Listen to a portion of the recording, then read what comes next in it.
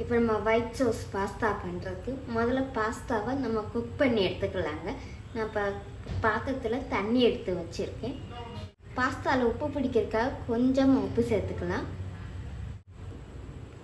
ஒரு டீஸ்பூன் அளவு எண்ணெயும் சேர்த்துக்கலாங்க. நமக்கு அந்த பாஸ்தா குக்காய் வரும் ஒன்றுக்கு ஒன்று ஒட்டாமல் இருக்கிறக்காக. இப்போ தண்ணி நமக்கு லேசாக சூடாகி வரட்டுங்க. சூடாகி வருவோம் நம்ம பாஸ்தாவை சேர்த்துக்கலாம். பாருங்கள் ஃப்ரெண்ட்ஸ், நான் சொன்ன மாதிரி தண்ணியில் சூடாகி வருது. இப்போ இந்த ஸ்டேஜில் நம்ம பாஸ்தாவை சேர்த்துக்கலாம். நான் ஒரு கப் அளவுக்கு பாஸ்தா தாங்க எடுத்திருக்கேன். இது 3 பேத்துக்கு கரெக்டாக வரும். பாஸ்தாவை சேர்த்துட்டு நல்லா மிக்ஸ் பண்ணி கொடுத்துக்கோங்க. ஏன்னா நமக்கு அடியில் ஒட்டி பிடிக்காமல் இருக்கிறதுக்காக பாஸ்தா சேர்த்ததுக்கு அதுக்கும்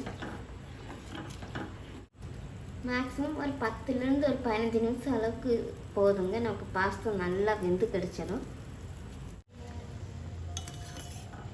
பாருங்களேன், இப்போ பாஸ்தா நல்லா குக்காகி வந்துருச்சுங்க. அது நம்ம எப்படி தெரிஞ்சுக்கிறதுன்னா,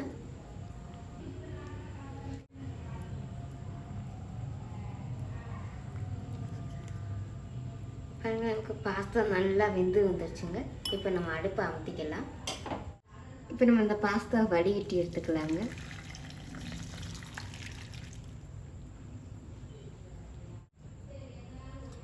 இப்போ பாஸ்தா நம்ம வடிகட்டி எடுத்துட்டோங்க.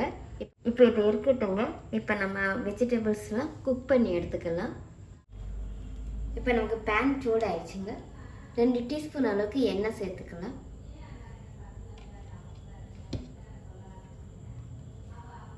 இப்போ நமக்கு எண்ணெய் சூடாயிடுச்சுங்க. இப்போ நம்ம இதில் 1/2 சைஸ் பெரிய வெங்காயம் இந்த மாதிரி பொடியாக கட் பண்ணி வச்சுருக்கேன்.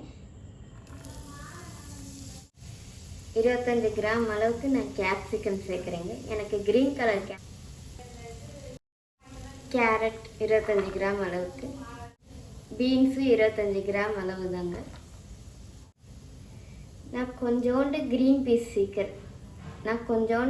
பீஸ் சேர்க்குறேங்க. இது ஃப்ரோசன் க்ரீன் பீஸ் தாங்க நான் எடுத்திருக்கேன். ஏமா குக் ஆயிரும். உங்களுக்கு க்ரீன் பீஸ் விருப்பப்பட்டால் சேர்த்துக்கலாங்க. என்கிட்ட இருந்ததுனால சேர்க்குறேன். இது ஆப்ஷன் தான். மீடியம் சைஸ் தக்காளியில் 1/2 சைஸ் தக்காளி இந்த மாதிரி பொடியாக கட் பண்ணி எடுத்து வச்சுருக்கேங்க. இப்போ இதையும் இது கூட சேர்த்துக்கலாம். இப்போ நம்ம இந்த வெஜிடபிள்ஸும் தக்காளி எல்லாமே வதங்குறதுக்காக கொஞ்சமாக உப்பு சேர்த்துக்கலாங்க.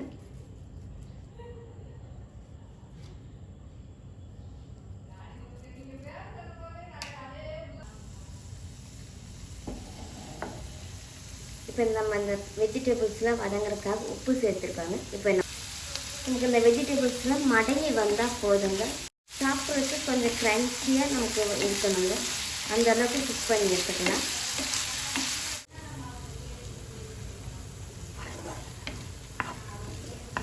நான் இப்போ சொன்ன மாதிரி வெஜிடபிள்ஸ் எல்லாத்தையுமே சாஃப்டாக குக் பண்ணாமல் கொஞ்சம் க்ரன்ச்சியாக தாங்க நான் குக் பண்ணி எடுத்துருக்கேன். இப்போ இதை நம்ம வேறு ஒரு பிளேட்டுக்கு மாற்றிக்கலாம். இப்போ நமக்கு பேன் சூடாகிடுச்சுங்க. இல்லை 1 டீஸ்பூன் அளவுக்கு நான் பட்டர் சேர்க்குறேன். 1 டீஸ்பூன் அளவுக்கு பூண்டு எடுத்துருக்கேங்க. நல்லா பொடியாக கட் பண்ணி வச்சுருக்கேன். இப்போ இதை கூட சேர்த்துக்கலாம். இப்போ நமக்கு பூண்டு நல்லா வதங்கி வந்துச்சுங்க. 1 டீஸ்பூன் அளவுக்கு நான் மைதா மாவு சேர்க்குறேன். மைதா மாவு சேர்த்துட்டு நல்லா மிக்ஸ் பண்ணி எடுத்துக்கோங்க. அதோட பச்சை வாசனை போகிற அளவுக்கு நம்ம இதை குக் பண்ணி எடுத்துக்கலாங்க. இப்போ நமக்கு மைதாவோட பச்சை வாசனைலாம் போய் நல்லா குக்காகி வந்துடுச்சுங்க. இப்போ நம்ம இதில் பால் சேர்த்துக்கலாம். நான் 1 கப்பு பாஸ்தாவுக்கு 1.5 கிளாஸ் அளவுக்கு நான் பால் சேர்க்குறேங்க. இல்லை 1 கிளாஸ் பாலும் 1/2 கிளாஸ் அளவுக்கு நான் பாஸ்தா வேக வச்ச தண்ணி நான் சேர்க்குறேங்க. இப்போ நம்ம சேர்த்து இந்த பால் குக்காய் வரட்டுங்க. இப்போ நமக்கு அந்த மைதா கூட அந்த பால் சேர்த்ததுக்கு அதுக்கு அப்படியே நல்லா திக்காய் வருங்க. அதுதான் நமக்கு அந்த ஒயிட் சாஸோட கன்சிஸ்டன்சி. இப்போ நமக்கு ஒயிட் சாஸ் ரெடி ஆயிடுச்சுங்க. இப்போ நம்ம இதில் குக் பண்ணி வச்சுருக்கிற அந்த வெஜிடபிள்ஸையும் குக் பண்ணி வச்சுருக்கிற அந்த பாஸ்தாவையும் சேர்த்துக்கலாங்க. நம்ம ஏற்கனவே வெஜிடபிள்ஸ் வதக்கும் போதும் பாஸ்தா குக் பண்ணும்போது உப்பு சேர்த்துருந்தாங்க. இப்போ இந்த சோஸுக்கு தேவையான அளவு உப்பு சேர்த்துக்கலாம். அப்படியே லைட்டாக பெப்பர் பவுடரும் கொஞ்சமாக சில்லி ஃப்ளேக்ஸும் தூவிக்கோங்க. வீடியோவில் ஸ்கிப் ஆயிடுச்சு. சேர்த்துட்டு இப்போ நல்லா மிக்ஸ் பண்ணிக்கோங்க. பாருங்களேன், பார்த்தாலே அப்படியே சாப்பிட்ணுன்னு தோணுதுங்க. அந்த அளவுக்கு க்ரீமியாக இருக்குது. அவ்வளோதாங்க. இப்போ நம்மளோட அருமையான ஒயிட் சாஸ் பாஸ்தா ரெடி ஆயிடுச்சு. இப்போ நம்ம அடுப்பை அமர்த்திக்கலாம். அடுப்பை அமர்த்திட்டு அந்த பாஸ்தா சூடாக இருக்கும்போதே நான் சீஸ் சேர்க்குறேங்க. அந்த பாஸ்தா சூட்டுக்கு அதுக்கு சீஸ் நமக்கு நல்லா மெல்ட் ஆகி வருங்க.